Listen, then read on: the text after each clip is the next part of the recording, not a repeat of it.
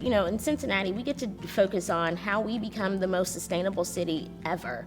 And I think one of the things that is really going to help amplify that is the opportunity that we have with the infrastructure dollars that will be coming. The $1 trillion bipartisan infrastructure bill is a game changer for Cincinnati, and we've already taken steps in order to put us in the best possible position to take our local funds, the $4 million that we've invested in our Green Cincinnati Plan, and use that as a match for any federal grants. Already, because of the work of Councilmember Meeka Owens and the Green Cincinnati Plan, we have announced just this year that Cincinnati will now only buy electric vehicles when they are available. That is all work preliminarily done in order to make sure that once that grant comes down from the federal government to expand electric vehicle charging stations in our cities, that we're well poised and ready to act on it quickly and have a shovel-ready project ready to go. So because we're getting the billions of dollars from the infrastructure law, it's going to let us do so many projects in the city. We're going to be able to look at what does complete streets look like for Cincinnati,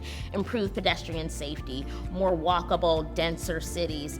What does it look like to really build an infrastructure and a network for people who want to drive electric vehicles to do that quite easily? And so what does it look like to make sure that we are meeting electric charging vehicle stations where cars are? So being able to go to the grocery store and not have to worry about where am I going to charge my vehicle, and those things being amenities within neighborhoods as well. What does it look like when we get to create more green spaces in the city, and what does it look like when we get to really invest in mass public transportation? So the infrastructure dollars are going to help us to do all of that plus more.